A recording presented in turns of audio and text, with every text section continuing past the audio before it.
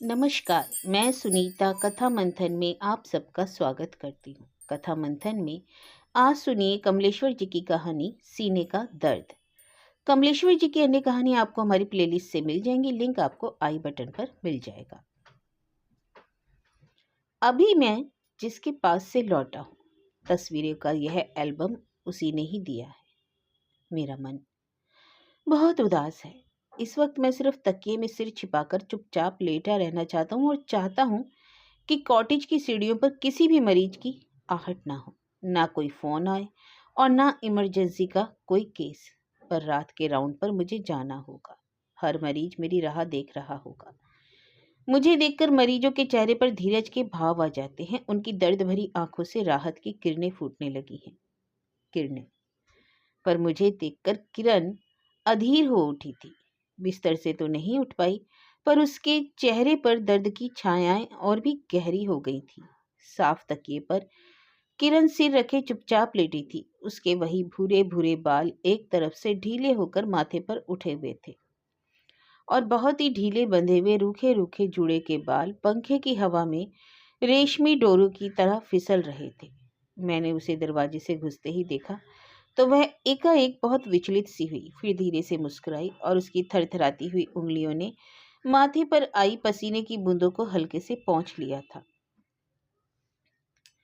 कुछ क्षणों बाद स्थिर होते ही सबसे पहले उसने कहा था, रिसीवर नीचे रख दो। मुझे कुछ बुरा भी लगा था और किरण की पुरानी आदत की भी याद आ गई थी। जो बात गैर जरूरी होती थी उसे वह पहले करती थी और जरूरी को बाद में। आज 3 साल बाद मिलने पर पहली जो बात उसके मुंह से निकली वह यही कि रिसीवर नीचे रख दो। मैंने पहले की तरह उसकी बात मान ली और टेलीफोन का रिसीवर नीचे रख दिया। शायद वह नहीं चाहती थी कि इस वक्त उसे कोई परेशान करे, क्योंकि आज 3 साल बाद हम मिल रहे थे। मैं सोच रहा था कि अब वह मुझसे बैठने को कहेगी। वह बोली, जयंत जरा पर्दा खिसका देना प्लीज। हालांकि मैं यह सोचकर नहीं गया था कि किरण बड़े जोर शोर से मेरा स्वागत करेगी, क्योंकि वह बीमार थी। पर इतना तो सोच ही रहा था कि वह शायद मुझसे मेरे बारे में बहुत सी बातें करेगी। उसकी आंखों में कुछ पुरानी बातों की यादें उमड़ेंगी और वह मुझसे कम से कम यह तो पूछेगी कि फ्रांस में दिन कैसे बीते, वहाँ डॉक्टरी की पढ़ाई और यहाँ की पढ़ाई में क्या फ़र्क है, जिंदगी कैसी है वहाँ। पर 1.5 घंटा बैठने पर भी उसने कुछ नहीं पूछा। हारकर मैंने ही उसके बारे में पूछता रहा कि विश्वविद्यालय में तुम्हारा मन लग रहा है या नहीं, पढ़ाते वक्त लड़कियां परेशान तो नहीं करती, या लड़कियों के हॉस्टल की वार्डन होने के नाते क्या क्या जिम्मेदारियां हैं। वह बहुत छोटे छोटे जवाब देती रही। लगता था उसकी रुचि अपने में भी नहीं है और जहाँ इतना बेगानापन हो वहां तो मन ही नहीं लगता। पर ना जाने क्यों फिर भी किरण के पास से उठने को जी नहीं कर रहा था। और अब शायद कोई ऐसी बात भी नहीं थी जो की जा सकती थी। एक डॉक्टर के नाते मैं उसका हाल पूछ सकता था, पर वह अपनी बीमारी से भी जितनी अलग अलग दिखाई पड़ रही थी उसके कारण चिंता प्रकट करने का साहस भी नहीं हुआ। आखिर वह बोली, तुम्हें अपने मरीजों को देखना होगा। अच्छा, तुम्हें एक चीज दे दूं। वह अलमारी खोलो, बीच वाले खाने में एक काला सा एल्बम है, उसे उठा लो। मैंने उठकर अलमारी खोली, एक बार किरण की तरफ देखा और फिर अलमारी को, जैसे शायद मैं यह विश्वास ही नहीं कर पा रहा था कि 32 बरस की किरण की यह अलमारी हो सकती है। उसमें कुछ कापियां और किताबें थी और वही अलार्म घड़ी जो 10वीं का इम्तिहान देते वक्त किरण इस्तेमाल करती थी। गर्ल्स गाइड का वही स्कार्फ जो पहनकर वह बड़ी शान से जाया करती थी। रंगों का वही पुराना डिब्बा रखा था जिसमें किरण ने लक्ष्मीबाई और सीता की अग्नि परीक्षा वाली तस्वीरें बनाई थी। वह गुड़िया भी मौजूद थी जिसकी शादी का इंतजाम उसने बचपन में किया था, पर उसकी सहेली शोभा लड़कर अपना गुड्डा लेकर चली गई थी और मैं पंडित बना शादी कराने का इंतजार करता ही रह गया था। तभी किरण की आवाज आई, औरतों की चीजें नहीं देखते, एल्बम उठा लाओ। औरत औरत, यह शब्द बड़ा अटपटा सा लगा था।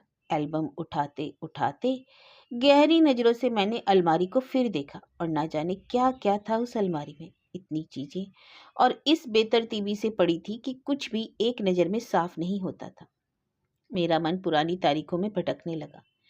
मैंने बहुत चाहा कि किरण से कुछ वे बातें करूं जो गुजर चुकी हैं, पर नहीं कर पाया। एल्बम निकालकर मैं कुर्सी पर बैठ गया और ज्यों ही बीच से खोला तो मुझे अपनी वह तस्वीर दिखाई पड़ी जिसमें मैं बेस्ट स्काउट होने का इनाम ले रहा हूँ। आज से 15 साल पहले की बात। मैं इंटर में पढ़ रहा था और किरण बीए में पहुंच चुकी थी। किरण मेरी हर बात में रुचि लेती थी। मुझे इनाम मिलना था, इसलिए वह भी उस समारोह में आने वाली थी। मुझे खूब याद है, 2 दिन पहले ही किरण ने कहा था, ए जैन, प्राइज लेने मेरे साथ चलना, समझे? और पता नहीं क्यों तब मैं कुछ समझ नहीं पाता था। किरण मुझसे 2 साल बड़ी थी, सीनियर थी, लेकिन फिर भी वह मेरे पीछे लगी रहती थी। कभी अकेले में बैठा कर मेरे बालों पर हाथ फेरती, मेरे नाखून देखती और शर्मा शर्मा कर मुस्कुराया करती थी।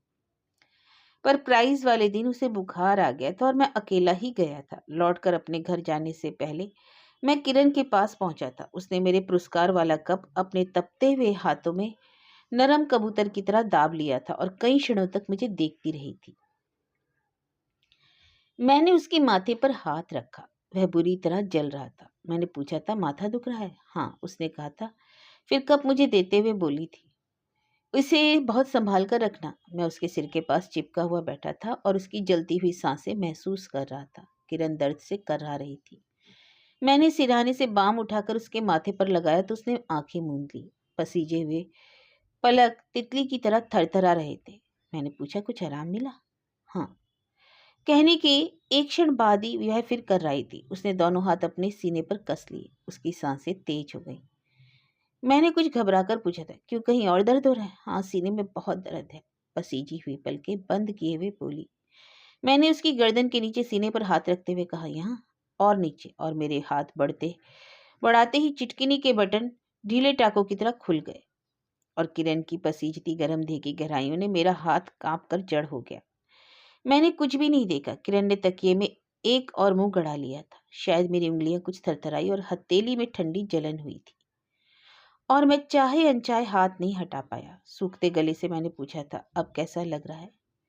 राहत सी मिलती है। उसी तरह मुंह गड़ाए गड़ाए किरण बुदबुदाई। पता नहीं कब मेरा हाथ उसके हाथ में चला गया और उसने मेरी हथेली अपनी आंखों पर दबा ली। फिर नीचे सरकाकर उसने अपने होठों पर फेरती रही। मेरी उंगलियों के पोर उसकी पसीजी बंद पलकों पर कांपते रहे थे।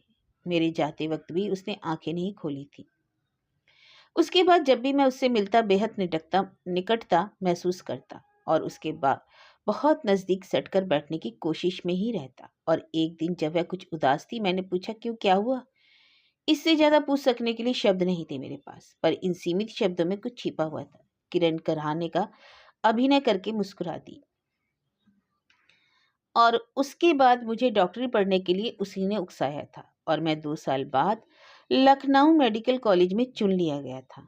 सरकारी वजीफे पर विदेश जाने की बात उठी तब किरण ने ही बहुत जोर देकर मेरी अर्जी भिजवाई थी और मेरी उम्मीद के खिलाफ मुझे जाने का अवसर मिल ही गया था।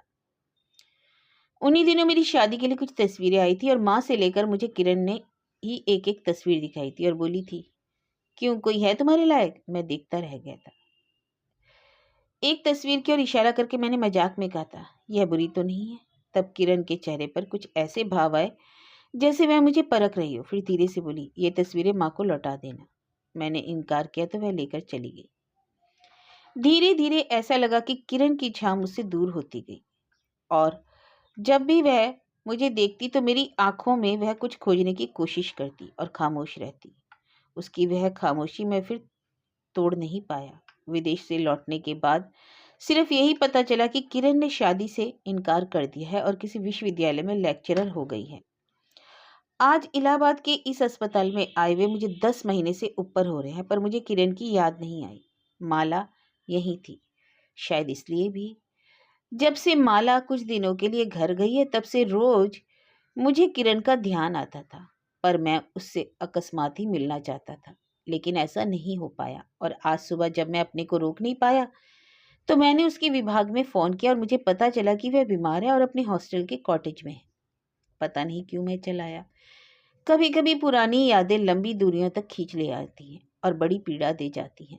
वहां बैठे बैठे किरण ने मुझे एल्बम आगे खोलकर नहीं देखने दिया। मैं निस्तब्ध उसकी ओर देखता रहा। उसकी आंखों में जैसे दर्द के बादल घुमड़ रहे थे और उसने अपना मुंह तकिए में गड़ा लिया। मैं नहीं जानता कि किरण के बारे में क्या सच है और क्या झूठ, पर इस तरह लेटे देखकर मेरी आंखें भर आईं और मैंने पूछा, तबीयत कैसी है? किरण ने अपनी फूलती सांस को संभालते हुए बस इतना ही कहा, बहुत दर्द है सीने में। और यह उसका दिया हुआ एल्बम सामने खुला हुआ है। इसमें मेरी ही तस्वीरें लगी हुई हैं। यह मेरा इतिहास है, बचपन से विदेश जाने तक का। इस एक पन्ने पर अखबार की वह कटिंग भी लगी है जिसमें मेरा चित्र छपा है और विदेश जाने की सूचना है। डिग्री वाली तस्वीरें हैं। किरण की जितनी तस्वीरें मिल सकी वे सब समयानुसार लगी हुई हैं, जैसे कि वह खामोशी से मेरे जीवन के हर कदम का अनुसरण करती रही है। इस पृष्ठ पर वे तस्वीरें हैं जो मेरे विवाह के लिए लड़कियों के घर वालों ने भेजी थी, और इसी पृष्ठ पर एक कोने में एक तस्वीर की जगह खाली है। कोने लगे हुए हैं पर तस्वीर नहीं है। मैं चुपचाप लेटा रहना चाहता हूँ, कुछ भी करना नहीं चाहता था। और यह मुसीबत, फ़ोन की घंटी। मैंने सोचा कि रिसीवर उठाकर नीचे रख दूँ, लेकिन अब तो इसे उठाना ही पड़ेगा। हो सकता है किरण का हो, मन कहता है उसी ने फ़ोन किया होगा, क्योंकि वह सामने कभी ज़्यादा बात नहीं करती। यस, जयंत। कौन सिस्टर, क्या बात है? बहुत ज़्यादा खराब है? बेड नंबर 30, कौन मरीज है? हाँ, वकील साहब की माँ। क्या बहुत सख्त दर्द है सीने में? अभी आता हूँ। स्टेथोस्कोप भी ना जाने कहाँ है। वक्त पर कोई चीज़ नहीं मिलती। अब तो जाना ही होगा उन बूढ़ी मरीजा को देखने। सीने में दर्द है, सीने में दर्द है। पता नहीं कैसा है यह सीने का दर्द। कौन सी कमी है जिंदगी के तन में कि यह दर्द बार बार उभरता है, हर उम्र में उभरता है और हर एक के उभरता है।